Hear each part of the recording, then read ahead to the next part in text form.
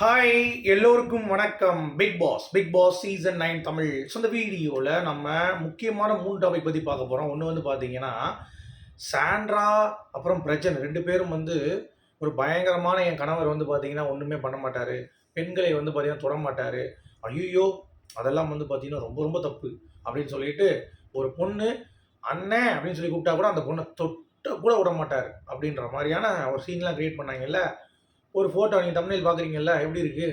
பயங்கரமாக இருக்கா? அதுதான் இவங்களுடைய லட்சணம். அதே மாதிரி நல்ல இதுலேருந்து வளர்ந்தவன், கரெக்டான இடத்துலேருந்து வளர்ந்தவன் அப்படின்ற மாதிரி சொல்லி விஷ வச்சு கொண்டுருவேன்றான். தெரியுதா உங்களுக்கு டிஃப்ரென்ஸு? அடுத்து இந்த ப்ராங்க் காரணமாக யார்? பிரஜன் தான். ஆனால் அவனை கேட்குறதுக்கு விஜய் சேதுபதிக்கு பக்கு இல்லை. எல்லாத்தையும் கூட்டு வச்சு அடிச்சுட்டு இருக்காங்க. பிரஜன் ஐடியா கொடுத்தாரு, நீ தான். அதாவது இவங்க வந்து அம்பு தான். எய்தவன் யார்? பிரஜன். அப்போ அவன் தான் நம்ம முழு பொறுப்பு ஏற்றுக்கணும்.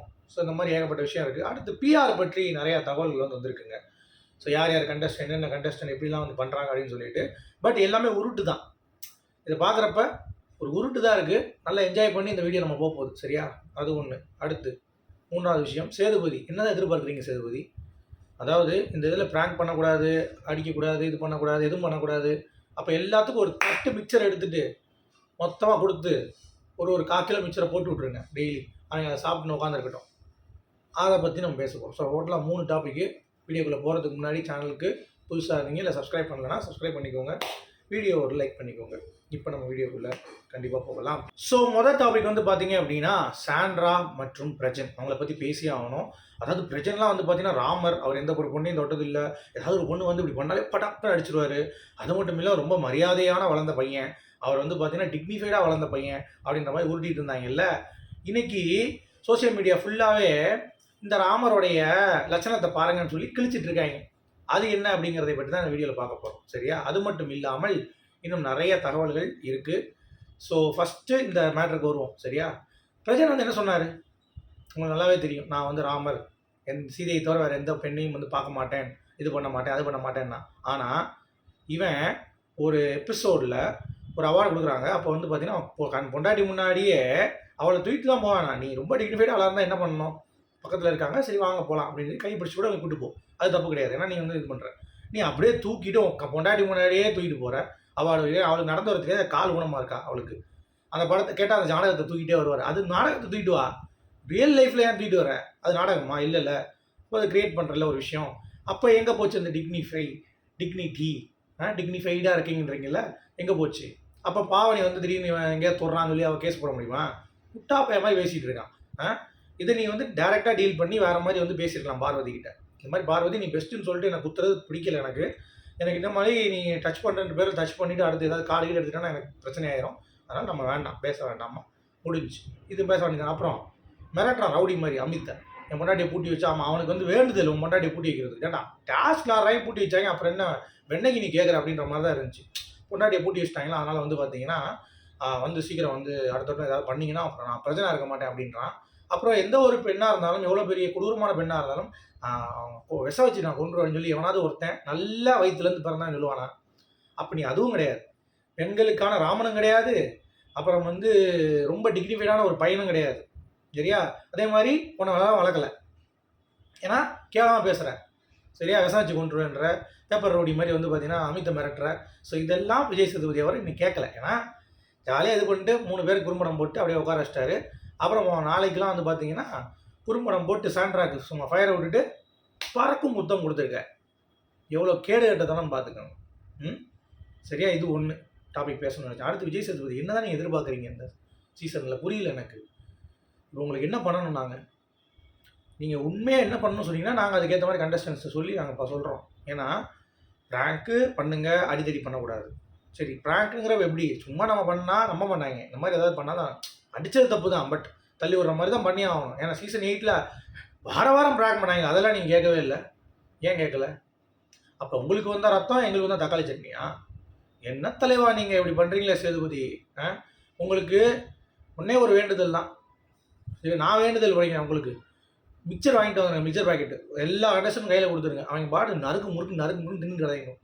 உங்களுக்கு அதான் கண்டென்ட். இது பண்ணால் ஆட விடாமல் உட்கார வச்சு எவனா இருந்தாலும் எவனாவது ஆடிட்டு இருந்தாலும் அவனை போட்டு அடித்து உட்கார வைக்கிறதெல்லாம் என்ன? என்ன hosting, what way of hosting is this? Seriously I cannot believe அப்படிங்கிறது தான் விஜய் சேதுபதி ரொம்ப ஒர்ஸ்ட்டாக இருக்குது அப்படிங்கிறது பார்க்க முடியும். அப்புறம் இன்னொன்று ட்விட்டரில் நான் சொன்னேன்ல, இந்த பிஆர் கும்பல்ன்ட்டு. சப்பா, இவங்க பிஆருக்கு செலவு பண்ண காசை வீட்டில் வச்சுருந்தா கூட இவங்க பணக்காரன் ஆயிடுவாங்க. ஏன்னா பரிசு தொகையே 33 40 லட்சம் 35 லட்சம் தான் வரப்போகுது. இவங்க 15 லட்சம் செலவு பண்ணாங்கன்றாங்க. ஏன்னா 15 லட்சம் செலவு பண்ணி 25 35 ஒரு 20 லட்சத்துக்காக அவ்வளோ நேரம் போய் உள்ளே போய் ஃபேம் கிடைக்குது, நாங்கள் வந்து 20 லட்சம் போதும்னு நினைப்பாங்களா? அதே மாதிரி எல்லாரும் அந்த மாதிரி கொடுத்துட்டு வந்தாங்கன்னா யாரா டகா கொடுப்பான்? எல்லாரும் பிஆர் வேலை பார்த்தீங்கன்னா மக்கள் குழம்பு பெற மாட்டான். திடீர்னு வந்து திவ்யா திவ்யா திவ்யா திவ்யா திவ்யா அப்படிம்பாங்க. பார்வதி பார்வதி பார்வதியா பார்வதி பார்வதி திடீர்னு வந்து பற்றி பிரச்சனை பிரச்சனை பிரச்சனை பிரச்சனை பிரச்சனை சாண்ட்ரா சாண்ட்ரா நாங்கள் பார்த்துக்குறோம். உள்ளே விளையாடுற அந்த ஆட்டத்தில் நாங்கள் பார்த்துக்குறோம். சரியா? இவங்க உட்காந்து கூவ வேணாம் அப்படின்ற மாதிரி இருக்குது. இவங்க சொல்கிறதெல்லாம் வந்து பார்த்தீங்கன்னா ஒரு விஷயம் பேசியிருக்காங்க. சம் கண்டஸ்டன்ஸ் வந்து 1 to 1.5 லட்ச ரூபா வீக்குக்கு வந்து போடுறாங்க பாட்ஸுக்கு. சேனலுக்கெல்லாம் தெரியும். அன்ஃபேர் ரிவிஷன்லாம் சும்மா கதறிட்டு இருக்காங்க. எவனாவது ஒருத்தன் வந்து பார்த்தீங்கன்னா போகணுன்னா உள்ளே போய் காசு கொடுத்துட்டு போங்க அப்படின்ற மாதிரி சொல்கிறாங்க. அப்படி பிஆருக்கும் பாட்ஸுக்கும் நீ செட் பண்ணால் கூட உனக்கு வந்து அதனால தான் காசு வர மாட்டேங்குது. இந்த சீசனை கெடுத்து விட்டுதே இவங்க தான். வியூஸ் மட்டும் வெளியே வந்து பார்க்குறப்ப 2 லட்சம் 4 லட்சம் இருக்கும். உள்ளே போனால் அவன்கிட்ட போய் பக்கத்தில் கேட்டு பாருங்கள், காசே வரலம்மா, வரலனேம்மா. அந்த மாதிரி தான் இது நிலமை. நல்ல வேலை நான் என்னுடைய சப்ஸ்கிரைபர்ஸ் வந்து எனக்கு லிமிட்டடாக வியூ போனால் கூட எனக்கு எல்லா இது வரைக்கும் நான் பண்ணதுலேயே அது ஒரு புண்ணியம் எனக்கு இருக்குது. எனக்கு பார்க்குறவங்கலாம் மனுஷங்க தான். நல்ல வேலை பாட்ஸுக்கு நான் இடம் கொடுக்கல அப்படிங்கிறத நான் பெருமைப்பட்டுக்கிறேன்.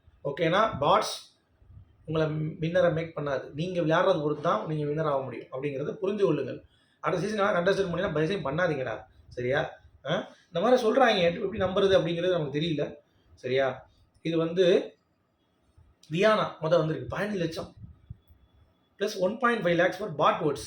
அதான் அந்த நாமினேஷனில் தமிழ் லீக்ஸில் போடுறாங்களா அதுக்கு செலவு. அப்புறம் கமருதீன் 5 லட்ச ரூபாயா. 1 lakhs ஃபார் பாட் ஓட்டிங்கா. விஜய் பவர் 8 லட்ச ரூபா. பாட் ஓட்டிங்லாம் ஸ்பெண்ட் பண்ணல. அதாவது தமிழ் லீக்ஸ் ஓட்டிங் போடல. ட்ரெண்ட் க்ளவுட்னா அவள் சேனல் ஏற்கனவே மார்க்கெட்டிங் பண்ணுறாங்களா அது ஓகேங்க. அது எனக்கு தெரிஞ்சு தப்புக்கிட்ட காசு கொடுத்து வந்தது தப்பு. நீ சம்பளம் கொடுத்து வந்திருக்கலாம். ட்ரெண்ட் க்ளவுடுக்கு மாதம் எவ்வளோ அதை கொடுத்து வந்துருக்கலாம். நீ அதை ப்ரொமோட் பண்ண சொல்கிறது அதுவும் தப்பு தான். வாரம் ஆனால் பாட் ஓட்டிங் கிடையாது. சரி, ரைட். அடுத்து Sabari Subiksha 3 lakhs package, 1 lakh advance, 0 spend for bot voting. எப்படி? இவங்களும் அதே மாதிரி பாட்டுக்கு இல்லை, அதனால் தமிழ் லீக்ஸில் ஓட்டு வரல. பட் பேக்கேஜ் இருக்குது, அங்கங்கே வந்து போட்டிருக்காங்க. கெமி ரம்யா 2 lakhs பேக்கேஜ். சரி, எடிட் போஸ்டரு மேனேஜருக்கு அப்படின்ட்டு. வினோத் 5 லட்ச ரூபா. ஆளை பார்த்து ரம்யா இருக்க. 2 lakhs அட்வான்ஸ் பேடுவா during voting political party member.